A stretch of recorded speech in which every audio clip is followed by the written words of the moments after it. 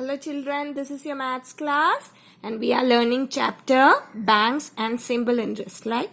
So we learned, I told you what is bank, and you also learned about some financial transactions, that is you withdraw money and you also deposit money, that is called financial transactions in a bank, okay?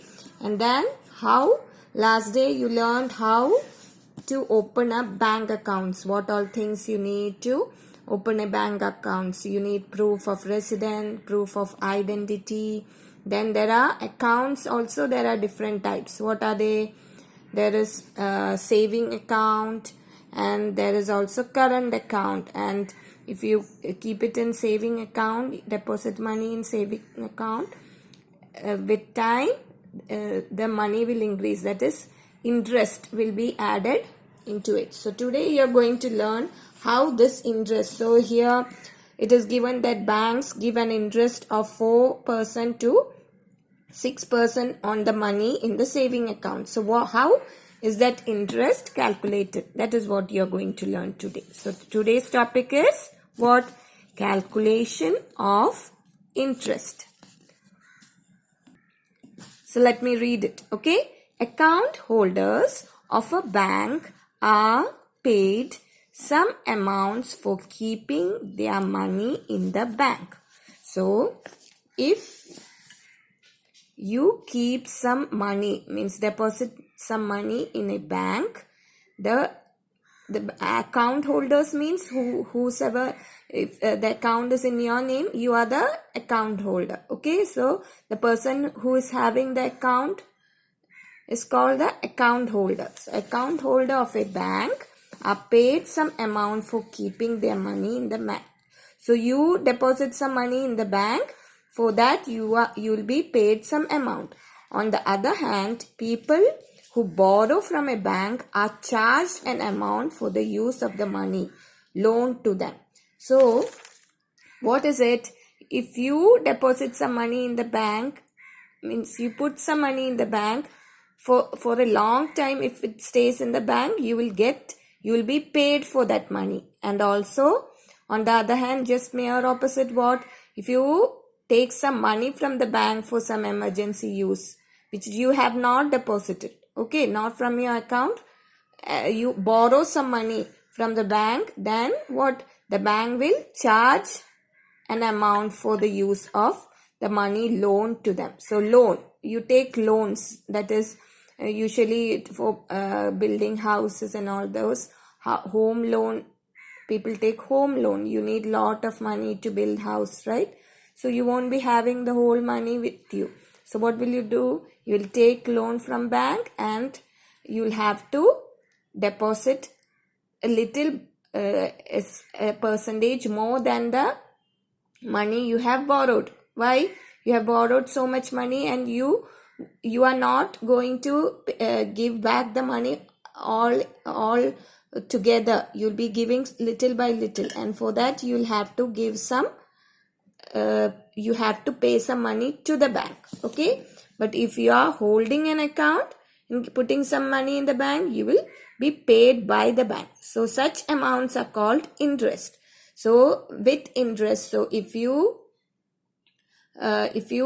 open an account, after 1 year you will get an interest. So some money will be added in your account in the bank.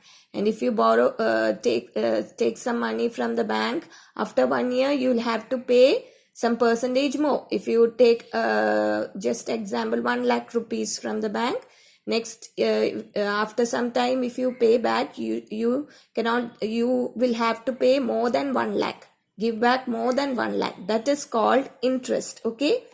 So that money the bank charges only if you borrow money, and the money the bank pays if you deposit some money in the bank. Both are called interest, okay? So the money deposited in the bank or the money lent by a bank to a borrower is called the principal. So the amount of money you borrow from the bank or the money you deposit in the bank, both are called the principal, okay? So when calculating interest on a deposit or a loan, the rate of interest is given for every 100 rupees.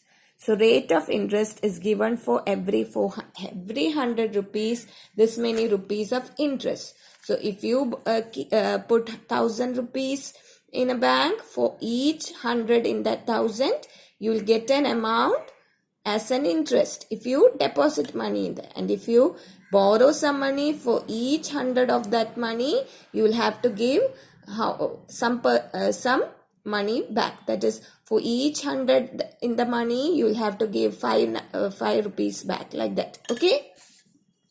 So the money you lend or deposit, that is called principal, and when and the interest is calculated for every 100 rupees. Okay, that rate of interest for a given period of time. That rate of interest for a given period of time. So a rate of interest % per annum, written as PCPA, gives the amount of interest due on every 100 rupees for a period of 1 year, that is annually. So annually, so interest is calculated annually, means after 1 year, if you deposit some amount in the bank, and after 1 year only that interest will be added to your account. Okay. So in between, if you withdraw that the whole money, you will not get interest. Okay. So the interest is % per annum. Percent means per 100 rupees per annum. Per annum means 1 year. Annum means 1 year. Okay. So that is written as PCPA. So what is PCPA? % per annum. So a rate of interest is calculated per 100 rupees you deposit or borrow, and also per annum, per year. Okay. So if you borrow some money, you'll have to for every year you'll have to pay more and more money back. Okay. For the percentage, per 100 rupees a certain money you have to pay, and that is also within 1 year that interest will increase. Okay. So that is what you have to learn about calculation of interest. Okay. So you'll be having some problems to solve. When you do that, it will be more clear for you. Okay. So next day we learn the remaining topic. Then you will do some practice set solving problems. Then this topic will be more clear for you. Okay. So till next day, bye children.